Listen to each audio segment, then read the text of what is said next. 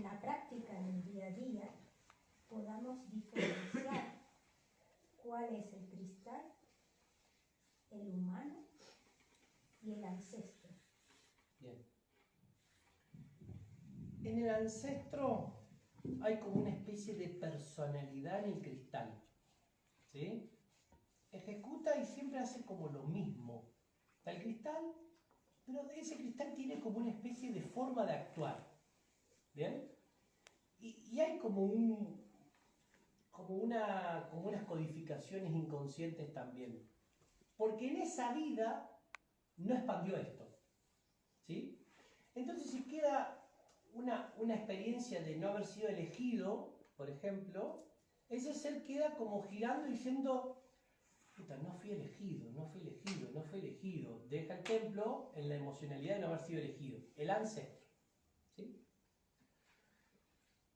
El humano también vive no haber sido elegido. Entonces vos decís: ah, bueno, entonces lo que vive el humano en origen, también el cristal en ancestralidad lo vive, ¿sí? Entonces te encontrás con que el humano vive no ser elegido, te encontrás con que el cristal es no ser elegido por una personalidad, y el elevado lo vive eso mismo pero en abundancia. Es el elegido. ¿Se entiende? O sea, el elevado lo vive en abundancia, es un ser que se eligió, ya es elegido el elevado. ¿Bien? Pero para que el niño humano entienda lo que es ser elegido, tiene que vivir no ser elegido. ¿Se entiende? Entonces se vive en escasez desde acá para allá, porque aquel ya es eso. No sé si se entiende la polaridad entre ser el elegido, de ser, un ser elevado, y el niño que no es elegido, ¿sí? Y el cristal tampoco fue elegido. Entonces el cristal empieza a vivir, el humano también lo vive, y acá se produce una fusión y queda la esencia del elevado en esta fusión. ¿Se entendió? Queda la esencia del elevado en la fusión, porque tanto el cristal como el humano, los dos tienen no ser elegidos. ¿Y dónde entra el ancestro? El ancestro no fue elegido. Tiene una personalidad de no ser elegido. A ver, te comparto desde mí cómo yo fui detectando la ancestralidad, más allá de saber, por ejemplo, Magdalena ya lo sabía, pero cómo brotaba. Y me voy dando cuenta, obviamente, hay situaciones donde las vivo yo en mi vida cotidiana, esto que dice, ¿no? Por ejemplo, supongamos, no sé, él pone el ejemplo de no ser elegido, ¿no?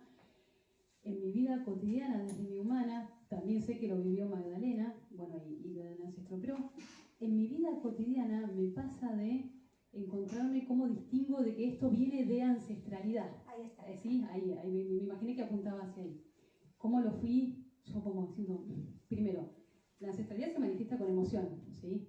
Me encontraba con que las emociones que surgían a raíz de determinadas experiencias cotidianas mías eran demasiado intensas.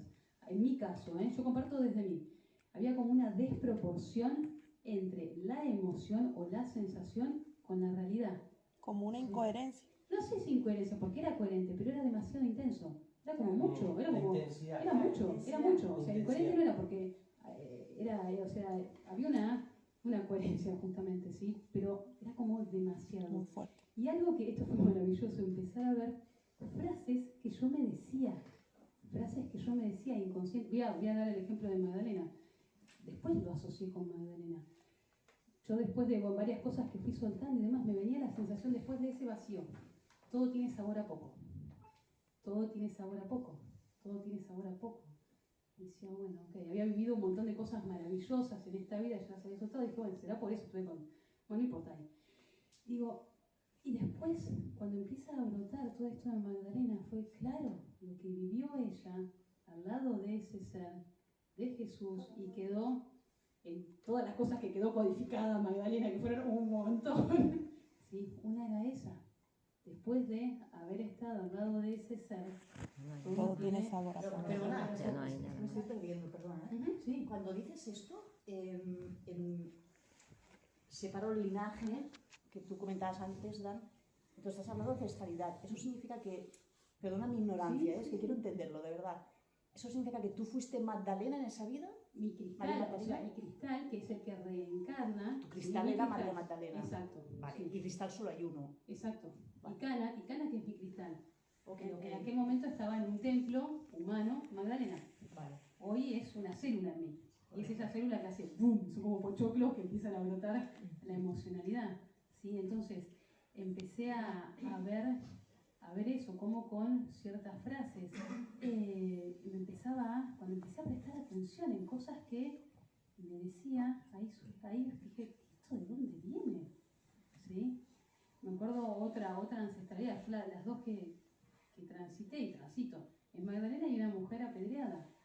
¿Y cómo llegué a lo de la mujer apedreada? Fue a raíz de una situación que viví con una persona en donde yo le compartí a alguien y le dije, sentí que mi mujer fue cascoteada, apedreada sería, ¿sí? ¿Qué? Y lo compartía, ¿no?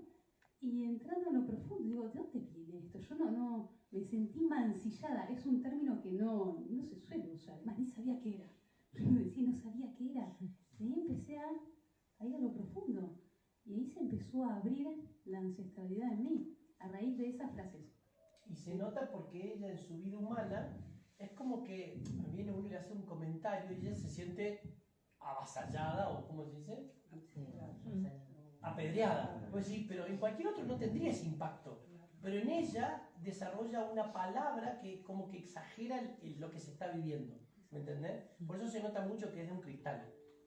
Porque no condice lo que está viviendo con lo... No es que le están tirando piedras, ¿me entendés? Viene uno y le hace un comentario, y le hace otro un comentario. Bueno, al fin y al cabo me siento mancillada. Pues sí, ¿por qué te sentirías así si cualquier otro no lo viviría así? Entonces ahí vos empezás a pulir, ¿no? Y decís, claro, hay un ancestro ahí dando vueltas. En el caso de ella, ¿cómo surgió Magdalena? En el caso de ella, es como que en su experiencia humana viene viviendo un montón de cosas desde la experiencia humana, ¿sí? Después, a ver, creo que Maika te lo dijo o vos se lo dijiste, lo de Magdalena. Maika, a mí. Bueno, Maika se lo dice y dice, oh, y empieza a caer toda su vida. Y Magdalena, fíjate vos, que en la humanidad, Magdalena lo relacionan con la energía sexual, de la comunicación del sexo con la expansión del ser, y siempre tiene que ver con algo que es netamente humano. En el caso de ella, es la vida de Magdalena, no de lo sexual. ¿Se entiende lo burdo? Que el humano lo lleva hacia una conexión sexual con Jesús y qué sé yo, y ella lo vive desde la emocionalidad de Magdalena, desde la humana real, como cualquiera de nosotros. Lo que viviría una mujer desde... no estaba en lo sexual, o sea, la ponen en un lugar como que era la diosa Afrodita del momento. Y vos decís, es medio raro eso, decía yo, ¿viste? Y cuando empecé a escuchar la experiencia de ella, digo, claro, tiene más coherencia que sea una mujer normal viviendo una situación donde Jesús no la eligió. Jesús se inmoló en la cruz y dejó un hijo en la panza de Magdalena. Y vos decís, desde la mujer no fue elegida, es más simple. No es tan psicodélico que la energía sexual y toda la kundalini de Magdalena. Es decir, claro, es un invento humano de alguna que dijo. En cambio, cuando ves la emocionalidad de la humana y la correlacionás con la vida personal de ella, empieza a unirse la vida humana de no ser elegida nunca. De hecho, se tenía que elegir a sí misma, porque si no... Y decís, la vida del cristal en esa vida como Magdalena no fue elegida. De hecho, tenía que compartir a Jesús con 12 apóstoles. Es decir, ¿y dónde está la pareja? En ese momento la mujer era la esposa, tenía un lugar importante, ¿no? Y Magdalena no fue elegida por Jesús. Jesús eligió inmolarse en la cruz. Se olvidó de abuelos, se olvidó de madres, se olvidó de parejas, se olvidó de hijos, y se inmoló en la cruz. Y ustedes dicen, claro, fue un cristal, hoy lo entendemos por qué fue. ¿Sí?